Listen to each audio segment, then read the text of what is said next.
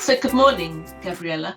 It's a delight to be talking to you today and following up on the very successful outcome from the Times Higher STEM Project of the Year award, which you won for Heriot-Watt and for the team that were doing this work. Very excited to hear about your work today. I wonder if you could just describe the research project you were involved in that won this award.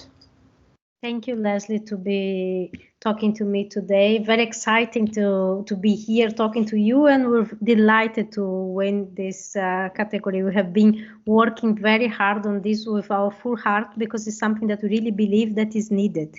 So we are a team, a mixed team here that have been leading of civil engineers, structural engineers, chemical engineers, mechanical engineers. Is all these different subjects that we put together to develop this idea that as construction is a sector that have been doing so badly in terms of carbon emissions, in terms of waste production, we wanted to change how things are done.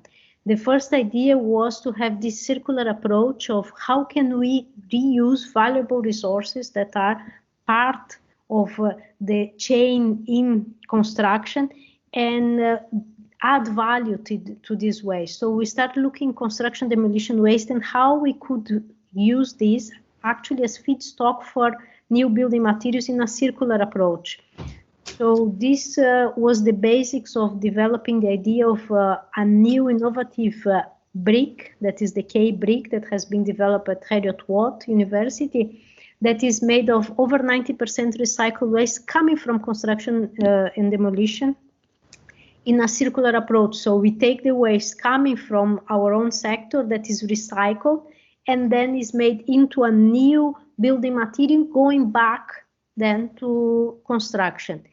At the same time, we're looking ways, and this comes from my research of so many years in looking materials, and I'm a geotechnical and geoenvironmental engineer's background as a civil engineer, of how precious are materials. How can we actually be careful, because they are raw materials. If we think in terms of clay, if we're going to compare our product with fire clay bricks, the clay is going to finish if we continue just removing.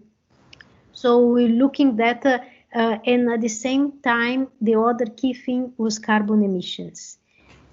Building materials have the very bad now tradition of being not sustainable at all, and we've been doing this as constructions for so many years, and it's working, and we continue doing. So what we wanted to reduce drastically this carbon emission. So the key factor here to produce a brick that is low embedded carbon, it was not having firing, because if we compare with fire clay bricks, we have temperatures of 1,300 degrees Celsius. This is very energy intense, and we're seeing the effects now in our environment. So the K-Briq was not only the fact that we develop a new material that is made of recycled waste, but there is no firing. So we reduce the carbon emissions to 1/10 in comparison to fire clay bricks. So the project was all developing this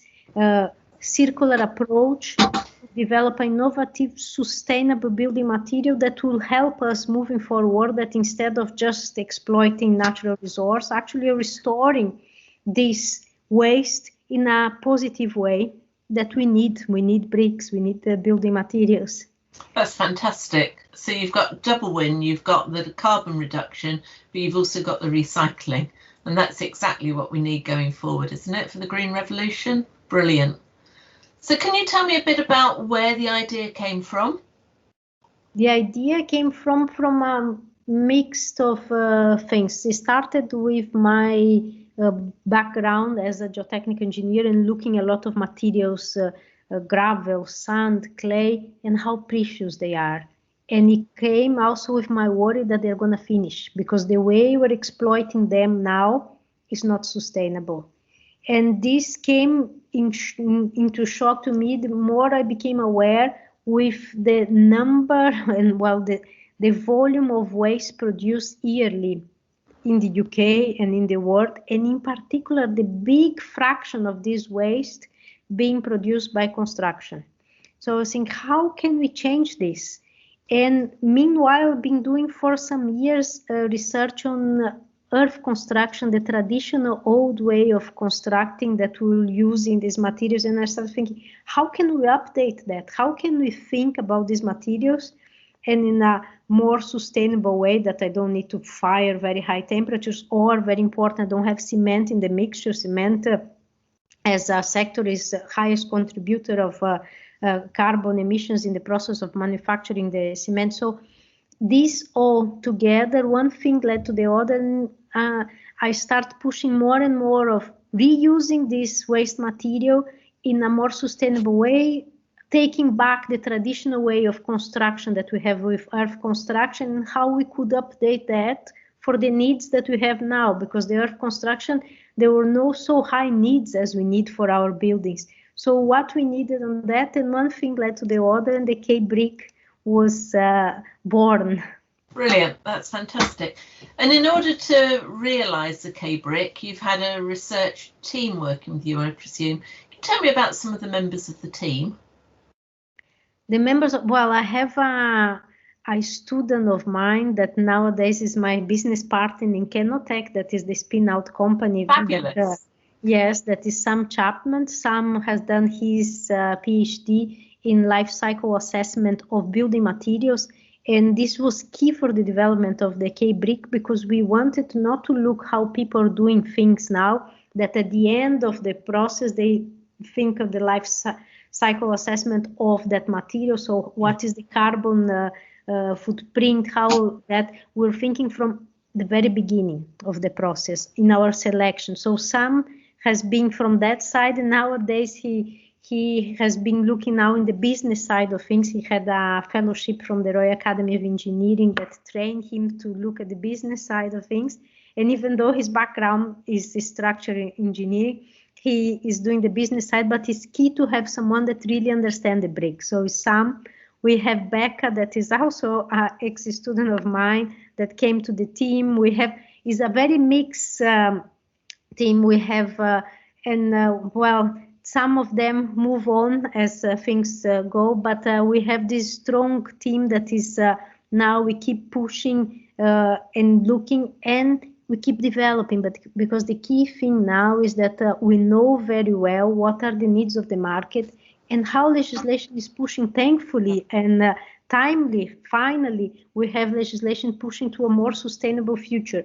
And we need to have solutions for that, because many materials that were acceptable to use are not good. So our team that we're looking where we have team, well, we have just a new member of the team that started Monday. Other wastes that we need to be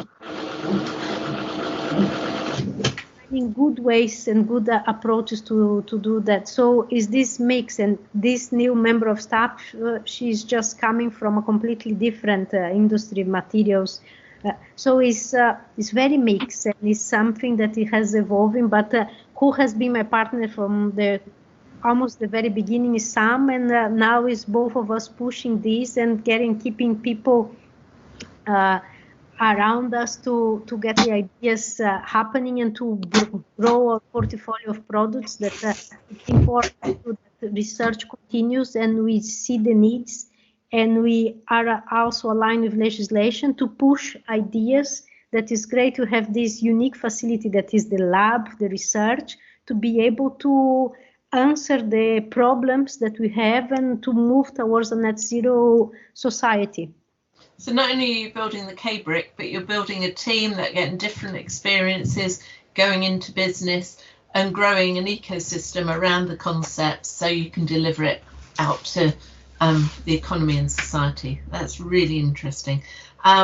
We're running short of time now, so I just want to ask you one more question, and that's, clearly you're very passionate about your research. You clearly have built a really effective and strong team. As a woman and a civil engineer, what would make the difference going forward to ensure there are more enthusiastic women in engineering and in civil engineering particularly? What would be your magic bullet? Thank you for this question. This is an important topic to me, close to my heart. So I think more and more we need to change the way we see engineering at very early stage. We need to be talking to our kids that engineering is much broad than the idea of building a very strong bridge. Engineering means that we're building that bridge, but that bridge will allow food, sanitation to be taken to areas that were never had that before. And this is going to be appealing a much broad audience, because we know now that the way you have been teaching engineering sometimes was very oriented to boys and not exciting girls. And I think what I would like to see is that we excite at very early stage, before they have any other ideas, any pre-concept in their mind, young girls to come to engineering. And we're trying our part here in Heriot-Watt, and hopefully more people will be helping us to do that. Brilliant. That's great. Gabriela, I just want to say Elsevier is equally committed to try and promote more young women into STEM subjects and engineering. It's been a great pleasure to have supported with Times Higher this award. I think you're a more than worthy winner. It's been fantastic to spend this time talking to you. I wish you all the best in your future research, and I hope to see you very active in and around the COP26 event in Glasgow this year, because clearly your work is contributing to net zero for the UK. Thank you very much indeed. Thank you. Brilliant.